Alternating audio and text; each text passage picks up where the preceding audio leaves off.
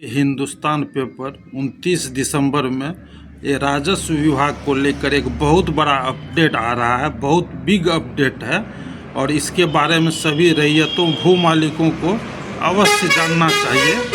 और ये जानकारी दिया जा रहा है कि ज़मीन की रजिस्ट्री में रैयत रखे विशेष ध्यान, पोर्टल में बदलाव।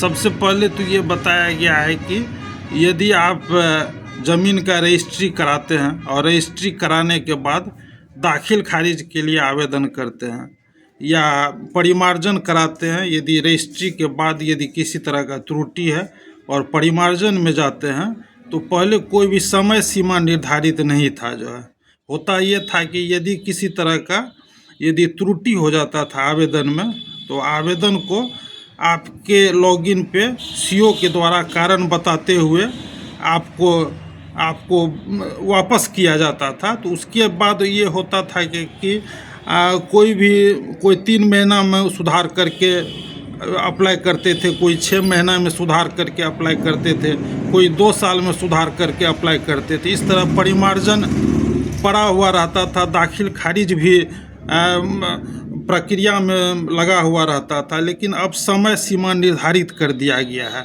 समय सीमा बिल्कुल स्पष्ट कर दिया गया है कि यदि आप आवेदन करते हैं दाखिल खारिज के लिए या परिमार्जन के लिए तो आपके पास 30 दिनों का ही समय होगा। इसलिए आप आवेदन करने के बाद स्टेटस को चेक करते रहिएगा। तो उससे ये होगा क्या कि यदि आपके आवेदन में किसी भी प्रकार का त्रुटि होगा और त्रुटि होने पे आपको आपके आवेदन को वापस किया जाएगा कारण बताते हुए, तो आप तुरंत स्टेटस में जान पाएंगे और जानने के बाद तुरंत उसको सुधार करके आप अप्लाई फिर से कीजिए। यदि अप्लाई फिर से नहीं कीजिएगा तो 30 दिनों में स्वतः आपका आवेदन रद्द हो जाएगा। एक बड़ा बिग अपडेट दिया गया है। दूसरा बिग अपडेट ये दिया गया कि राजस्व एवं भूमि सुधार विभाग ने आदेश जारी करके ये बता दिया है कि ज़मीन की खरीद उसी व्यक्ति से करे जिसके नाम से जमाबंदी कायम हो। इससे संबंधित एक वीडियो पूर्व में भी आपको दिया गया था कि ज़मीन उसी व्यक्ति से खरीदे जिसके नाम से जमाबंदी कायम हो, तो काफ़ी अधिक सुविधा होती है दाखिल खारिज में भी और आगे कोई परेशानी नहीं होती है। इससे संबंधित एक आदेश भूमि एवं राजस्व विभाग ने आदेश जारी करके बताया कि ज़मीन खरीद उसी व्यक्ति से करे जिसके नाम से जमाबंदी कायम है। यदि कारणवश जमाबंदी रैयत से ज़मीन क्रय करने में सक्षम नहीं है तो जमाबंदी रैयत के सभी वंशजों से ज़मीन क्रय विक्रय पत्र लिखवाए।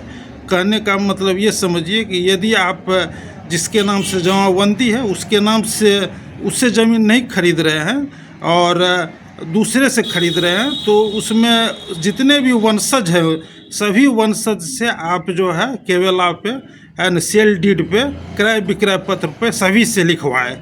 और यदि सभी से नहीं लिखवा पाते हैं तो सभी वंशजों से लिखित विक्रय सहमति पत्र अवश्य प्राप्त करें। और दूसरी बात यदि कि संयुक्त जमाबंदी यदि संयुक्त खाता की है तो क्रय विक्रय पत्र में सभी खातेदारों से अवश्य लिखवाएं या फिर लिखित विक्रय सहमति पत्र अवश्य प्राप्त करें। यदि ज़मीन जमाबंदी रैयत से नहीं खरीदते हैं तो ऐसे में आपको दाखिल खारिज आवेदन के समय अन्य हिस्सेदारों से संबंधित विवरण को दर्ज करना जरूरी होगा। इसलिए आप पहले से ही सभी से सहमति पत्र प्राप्त करें, सभी हिस्सेदारों से लिखवाएं।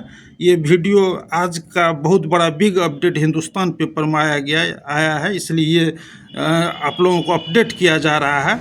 एक तो ज़मीन यदि खरीद रहे हैं, ज़मीन रजिस्ट्री करा रहे हैं तो उसमें राजस्व विभाग के द्वारा जो आगाह किया गया है कि जिससे जमाबंदी है उसी से खरीदने का कोशिश करें। यदि संयुक्त रूप से खरीदते हैं तो जितने भी हिस्सेदार हैं सभी से लिखवाए सेल डीड में और सहमति विक्रय सहमति पत्र प्राप्त करें। और दूसरी बात है कि अब परिमार्जन और दाखिल खारिज के लिए जो समय सीमा निर्धारित कर दिया गया, 30 दिनों के अंदर आप स्टेटस चेक करते रहे आवेदन देने के बाद, और त्रुटि रहने पर तुरंत जो है आवेदन को सुधार करके करें, नहीं तो आपका रिजेक्ट हो जाएगा। इससे परिमार्जन भी जल्दी सॉर्ट आउट होगा और दाखिल खारिज का भी मामला जो बहुत सारा है वो भी जल्दी सॉर्ट आउट होगा। सरकार का बहुत अच्छा प्रयास है। चैनल को लाइक कर लें और सब्सक्राइब करें, और कोई जानकारी लेना हो तो कमेंट करें।